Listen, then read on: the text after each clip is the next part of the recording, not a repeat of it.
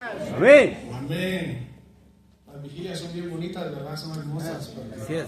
Podemos hacer lo que el cristiano debe hacer. Alabar al Señor, escudriñar las Escrituras y escuchar su palabra. Amén.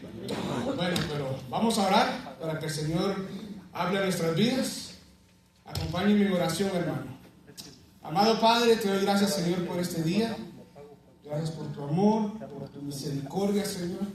Gracias, Señor, por permitirnos estar reunidos, Padre, como cuerpo de Cristo, Señor. Alabándote, glorificando tu nombre, Señor, y escuchando, Señor, lo más hermoso que es tu palabra, Padre. Señor, permíteme en esta noche, Señor, exponer lo que tú ya me diste, Señor. Padre, que no sea yo, sino que seas tú, Señor. Prepara el corazón de mis hermanos, Señor, y que sea la gloria únicamente para ti, Señor. No queremos ser ladrones de esa gloria, Señor, sino que en todo te queremos dar la gloria a ti, Padre. Te lo pedimos en el nombre de Cristo Jesús. Amén y amén. Bueno, trataremos de terminar en 20 minutos. Es que cuando uno está estudiando, como que quiere meter y es bien difícil, de verdad, exponer un tema en 20 minutos. Pero pues vamos. Hermanos, la palabra que me tocó a mí es la número 4. ¿Cuál es la número 4? Si saben. Entonces, esa es la palabra que me tocó. La podemos ver en Mateo 27, capítulo 27, y también la podemos ver en Marcos 15.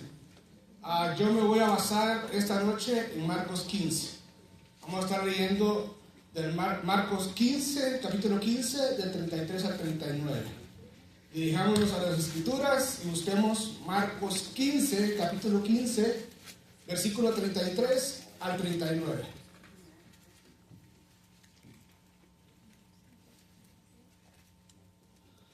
Dice: cuando vino la hora sexta, hubo tinieblas sobre toda la tierra hasta la hora novena. Y a la hora novena Jesús clamó a gran voz diciendo: Eloi, Eloi, lama sabactani, que traducido es: Dios mío, ¿por qué me has desamparado?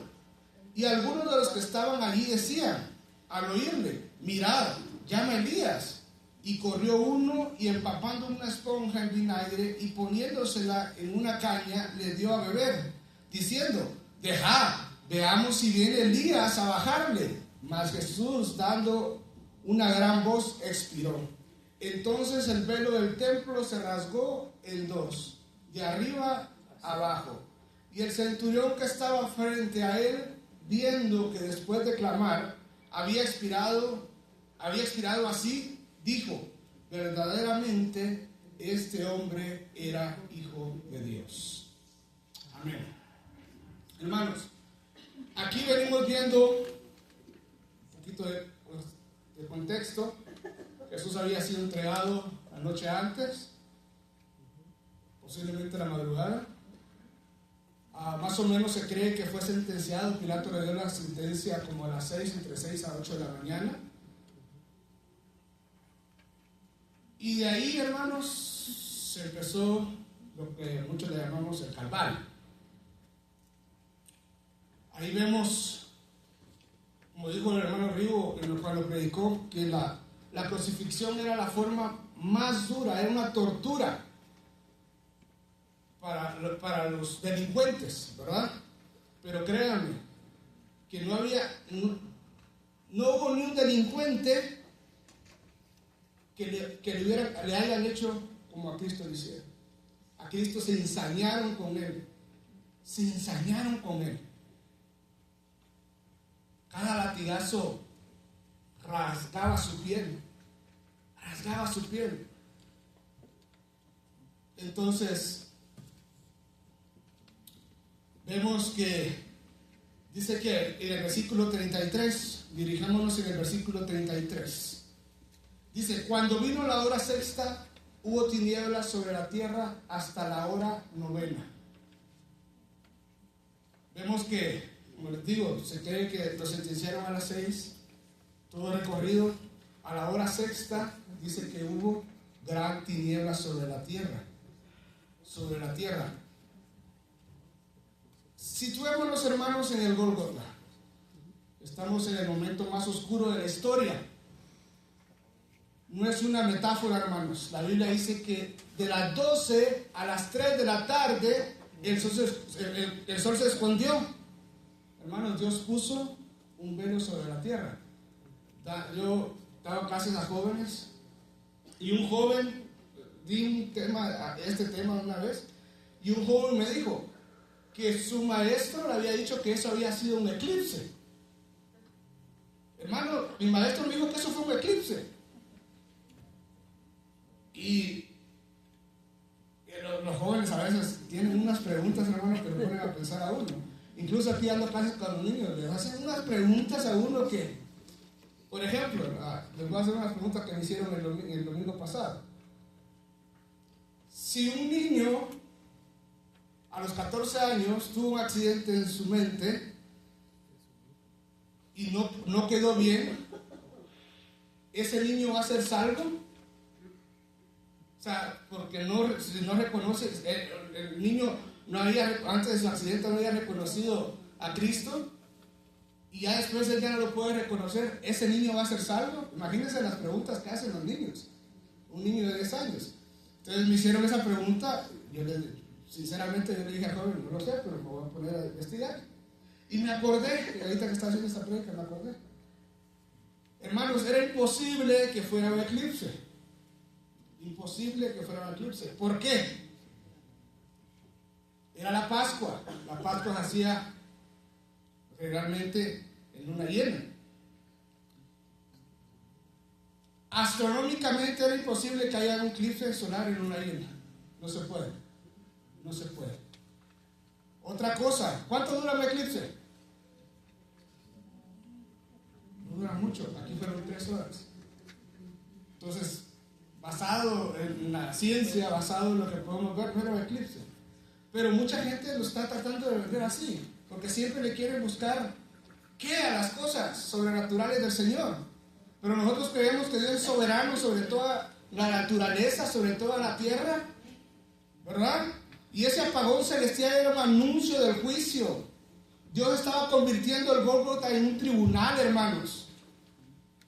Y en esa oscuridad Jesús no estaba solo sufriendo en su cuerpo. Estaba entrando, hermanos, en un lugar de la ira de Dios. ¿Verdad? Dios es soberano, hermanos. Imagínense, 3 horas de oscuridad. 3 horas de oscuridad. Y de pronto, hermanos, el silencio se rompe con un gran grito, un grito. Y nos situamos en el versículo 34, que dice el versículo 34. Y a la hora 9 Jesús clamó a gran voz diciendo: Eloi, Eloi, lama sabactani, que traduciendo es: Dios mío, ¿por qué me has desamparado? Investigando, Charles Spurgeon dice sobre esto: este grito no fue de desesperación, sino de sustitución. Jesús estaba probando la esencia misma del juicio, la ausencia total del favor de Dios. Spurgeon también afirma que si Cristo no hubiera sido abandonado por el Padre, nosotros nunca habríamos podido ser aceptados. Él hizo el blanco de la justicia divina para que nosotros fuéramos el blanco de su misericordia. Amén. Hermanos, de verdad pongamos atención en la profundidad de este clamor. Eloi, Eloi, lama sabactani. Jesús siempre dijo, hermanos, el hermano Héctor hablaba cuando estuvo Jesús en el templo o en la sinagoga: los negocios de mi Padre. Cuando oró en Getsemaní dijo: Abba, Él siempre se refería a Dios como el Padre. Aquí es la única vez que lo escuchamos decir, Dios mío, Dios mío. ¿Por qué? Porque en ese instante Jesús no estaba siendo tratado como el Hijo. En ese instante Jesús estaba siendo tratado como el pecador representativo. Estaba siendo tratado como lo que nos hubiera tocado a nosotros.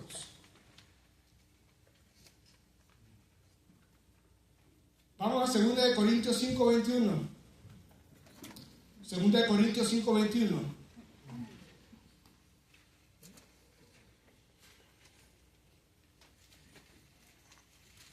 2 de Corintios 5:21 dice: al que no conoció pecado, por nosotros lo hizo pecado, para que nosotros fuésemos hechos justicia de Dios en él. Dice que Dios lo hizo pecado por nosotros. En esas 3 horas Dios cargó en la cuenta de Jesús nuestras mentiras, nuestras rebeliones, nuestro orgullo, nuestra idolatría. Dios, que es santo, hermanos, apartó su rostro. Como bien señala el teólogo John MacArthur, esto no fue un drama emocional, fue un acto legal. En la cruz, Dios trató a Jesús como si Él hubiera vivido tu vida y mi vida pecaminosa, para que ahora Dios pueda tratarte a ti y a mí como que si tú hubieras vivido la vida perfecta de Jesús. Esa es la gloria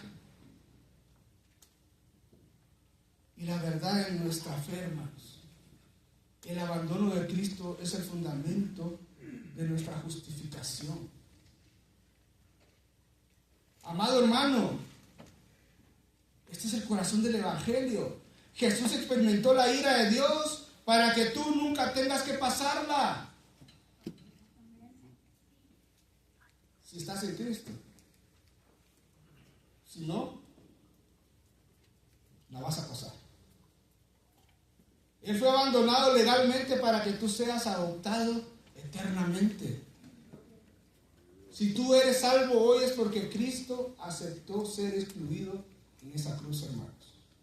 Pero, tengamos cuidado. Aquí no estamos diciendo que la Trinidad se rompió. Dios no puede dejar de ser Dios. El Padre nunca dejó de amar al Hijo y el Hijo nunca dejó de ser uno con el Padre en su esencia divina.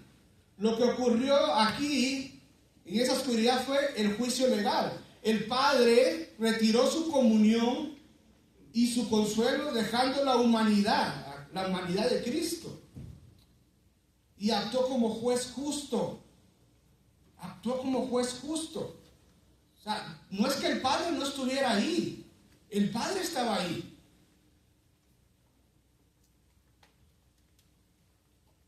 El Padre estaba ahí, pero lo que estaba haciendo el Padre era siendo el juez. Estaba siendo el juez justo. Estaba poniendo la ira en el Hijo de lo que nos tocaba a nosotros.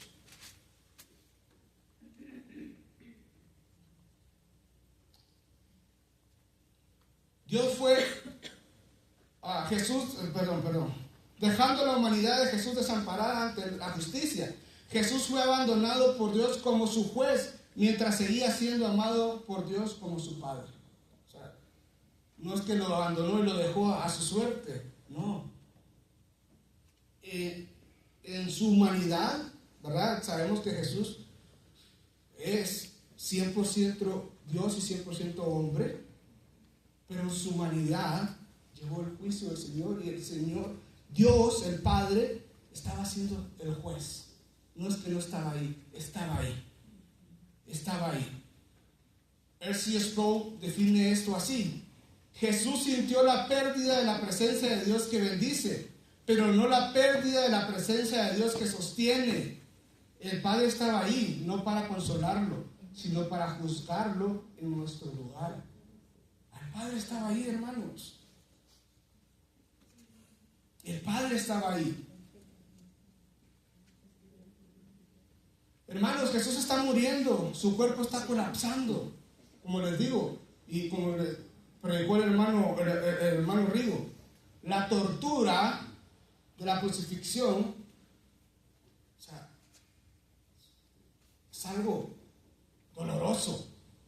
Nosotros cuando nos pegamos con el martillo en el dedo ya estamos llorando.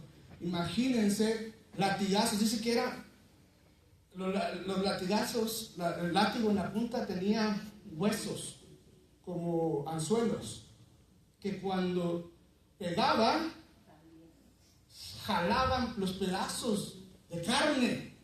Y no fue un latigazo.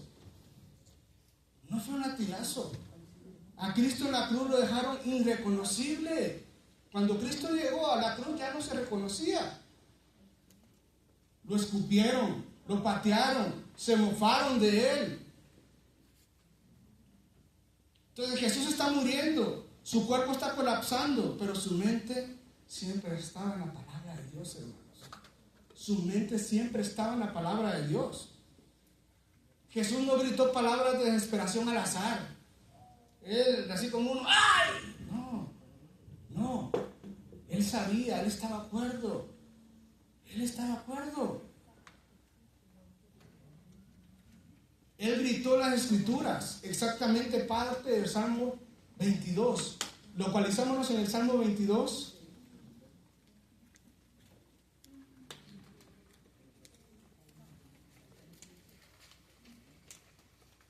Salmo 22:1.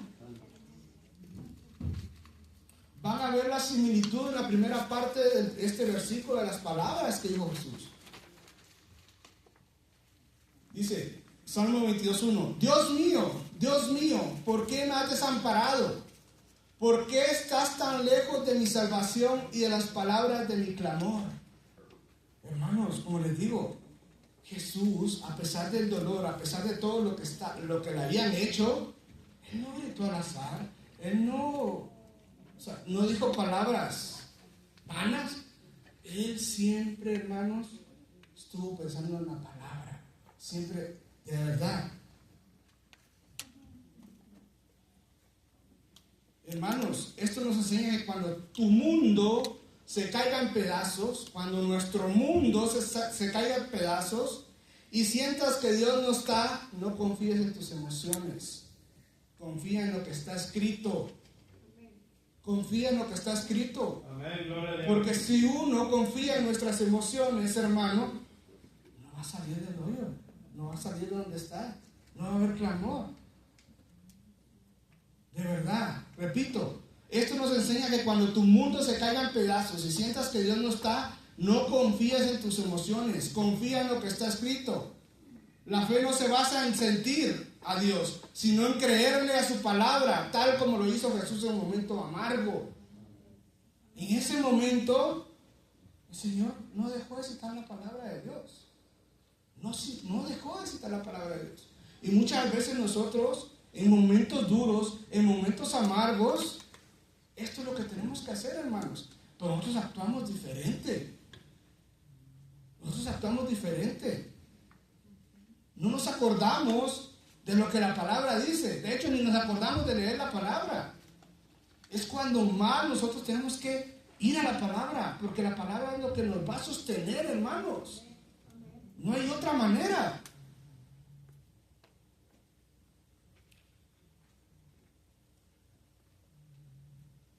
Versículo 37, Marcos 15:37.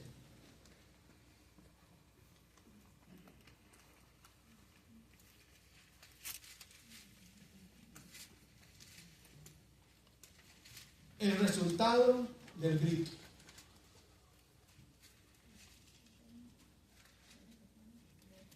Nos habla de un velo rasgado. Dice: mas Jesús, dando una gran voz, expiró. Entonces el velo del templo se rasgó en dos, de arriba a abajo. Hermanos, Marcos nos dice que al expirar Jesús, el velo del templo se rasgó de arriba a abajo. Primero, ¿para qué servía el velo?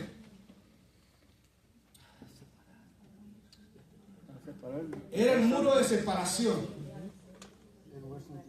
En el tabernáculo de Moisés y luego en el templo de Salomón, el velo no era una simple cortina, ¿verdad? Una cortina que se vea bonita, no, era la barrera que dividía al lugar santo del lugar santísimo. El lugar santo era donde venía y se llevaba sacrificio. El lugar santísimo era donde estaba la presencia de Dios, la Shekinah de Dios. Entonces, el velo separaba el lugar santo donde estaban los sacerdotes del lugar santísimo donde estaba el arca de la alianza, la presencia manifiesta de Dios. Hermanos, Dios es infinitamente santo y el hombre es pecador. Si un hombre pecador entraba a la presencia de Dios sin el sacrificio adecuado, en esos tiempos, moría instantáneamente. El velo servía para proteger al ser humano de la justicia consumidora de Dios. Para eso servía el velo. Cada vez que un judío veía ese velo, dice que el velo medía aproximadamente 10 centímetros. Imagínense. Era grueso, más o menos el grueso de la palma de mi mano, ¿verdad? Era grueso. Entonces, cada vez que el judío veía ese velo grueso, del grosor de la palma de mi mano, recordaba: no puedes pasar. Hay una barrera entre tú y el Creador. Había una barrera, hermanos. Solo el sumo sacerdote pasaba una vez al año, el día de la expiación, y con sangre ajena, ¿verdad? Pero el velo se rasgó en el momento exacto en que Jesús gritó y entregó su suspiro, como lo acabamos de leer en Marcos 15, 37 a 38. Dios rasgó el velo para declarar que la deuda del pecado había sido pagada por completo, hermanos. Ya no necesitábamos una cortina de tela. ¿Por qué? El velo de la carne de Cristo había sido rasgado en la cruz. Hebreos 10, de 19 al 20. Situémonos en Hebreos 10, capítulo 10, vamos a leer del versículo 19 al 20.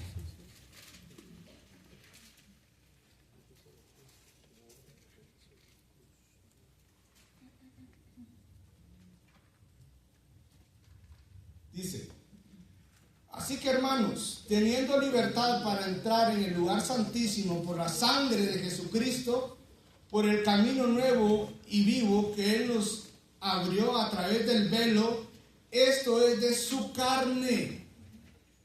Hermanos, el Señor rasgó el velo. Definitivamente se rasgó de arriba hacia abajo. ¿Nos enseña qué? El hombre no puede subir a Dios. El hombre no puede subir a Dios. Es Dios quien baja al hombre. Es Dios que baja al hombre. Fue Dios que vino y rompió el velo como que si fuera una hoja de papel. Y lo hizo. Esto ya no sirve. Dios mismo fue el que rompió la separación que había entre el hombre y su Creador. Dios mismo fue el que vino a pagar la deuda tuya y mía. Todo es de Dios. Todo se trata de Dios. Ahí fue el fin del sistema de sacrificios. Al rasgarse el velo, el sistema de sacerdotes humanos y sacrificios de animales quedó nulo. El lugar santísimo quedó expuesto porque el Cordero de Dios ya había muerto. El sacrificio perfecto ya había sido. Ese velo decía: no pases. Pero el rito del abandono de Jesús pagó la entrada, hermanos.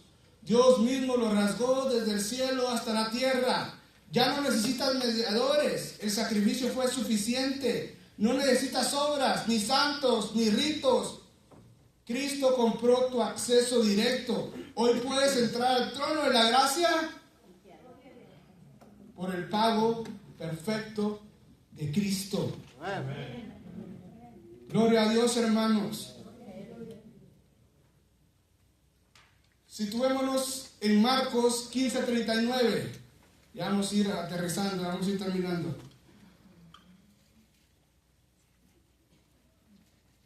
Marcos 15:39. El centurión.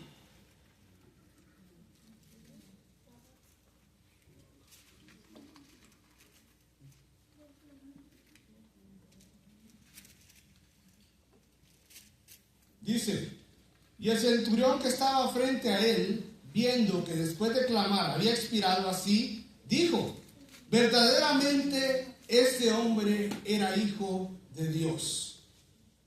Hermanos, el centurión no era un discípulo, no era un bautista, ni siquiera era judío. Ni siquiera era judío, era romano. Era un soldado romano. Un hombre rudo acostumbrado a la muerte. Él había visto a cientos de hombres morir. Para él ya era normal. Para él ya era normal. Otro más. Otro más que hay que castigar. Otro más que hay que...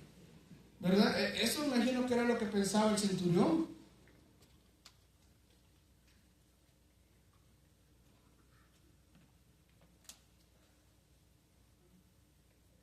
Hermanos, el centurión sabía cómo moría un criminal. Imagino que muchos llorando, muchos quejándose, muchos maldiciendo, muchos, no sé, de muchas maneras. Pero el centurión vio algo en Cristo que fue diferente. Él no murió como los demás. Esa es la palabra que él enmudeció, hermanos. No se quejó.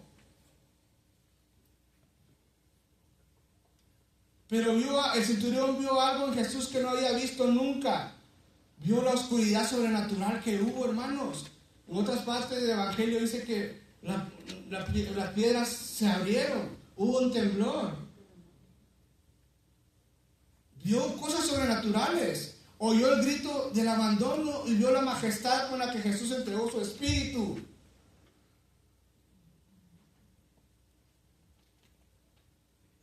Hermanos, el centurión no creyó porque vio a Jesús bajar de la cruz o hacer un milagro de sanidad como muchos otros vieron. El centurión romano creyó al verlo morir. Vio al justo siendo castigado. Vio al cordero siendo sacrificado. Vio al hijo siendo abandonado por su padre. Vio el velo rasgándose. Hermanos, hoy tú y yo estamos frente a esa misma cruz. El centurión representa a todo aquel que reconoce su necesidad del Salvador. Aquel grito, Dios mío, ¿por qué me has abandonado? Fue lo que compró tu libertad y la mía. Ese velo rasgado es lo que te permite hoy hablar con el Padre. Pregunta a los niños. Me dije que los niños preguntan bastante. ¿Cómo podemos orar? Yo les digo, pues, ¿saben el Padre nuestro? Sí, pero no lo entendemos. Ok, simplemente expresen al Señor lo que sienten con reverencia, dejando saber su majestad. ¿Verdad? Eso es lo que ahora nosotros gozamos, de esa interacción con nuestro Padre, a través del sacrificio de nuestro Señor, a través de que el velo se rasgó. Ahora nosotros podemos ir todos los días, a cualquier hora. Antes un sacerdote podía ir una vez al año, entrar en la presencia de Dios. Y no cualquiera, porque si no estaba bien, ahí quedaba. Dice que traba unas campanitas, y si las campanitas ya no sonaban era porque ya no andaba bien el sacerdote. Pero ahora nosotros tenemos esa, ¿cómo se puede decir? No, hay otra palabra, algo, ese gozo, ese privilegio de entrar directamente a la presencia del Señor. Pero no nos damos cuenta que tenemos ese privilegio, hermanos. Lo dejamos para después. Hay otro día. Pudiendo ir todos los días, no vamos. No vamos. Hoy tú y yo estamos frente a esa misma cruz. La pregunta para ti hoy, ¿qué ves tú en esa cruz? ¿Qué ves tú en esa cruz? ¿O qué viste tú en esa cruz? ¿Ves solo a un hombre sufriendo o ves como el centurión al Hijo de Dios tomando tu lugar? ¿Qué ves tú, hermano? Hermano, de verdad, nuestra forma de ver a Cristo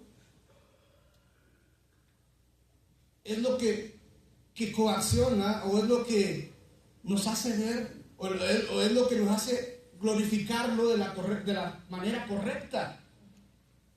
Días atrás, ¿qué pasó en la entrada triunfal del Señor? Días atrás, entró el Señor en un pollino y todos, mantos y hasta palmas, y Hosana al Hijo de David. Días después lo estaban crucificando. ¿Qué pasó? ¿Qué pasó ahí? No lo vieron de la manera correcta. Ellos estaban viendo al Dios libertador, aquel que les iba a libertar de lo que ellos creían que necesitaban. En ese momento estaban viendo por su conveniencia, pero no. Cristo los venía a libertar de su condición de pecado, algo que nadie podía hacer. Nadie podía hacer. Y muchos ahora en este tiempo, hermanos, vienen a la iglesia buscando qué Dios les puede dar. ¿Qué Dios les puede dar? Y vienen y le ponen palmas y le dan adoración. Pero cuando Cristo no hace lo que ellos quieren, ¿qué pasa?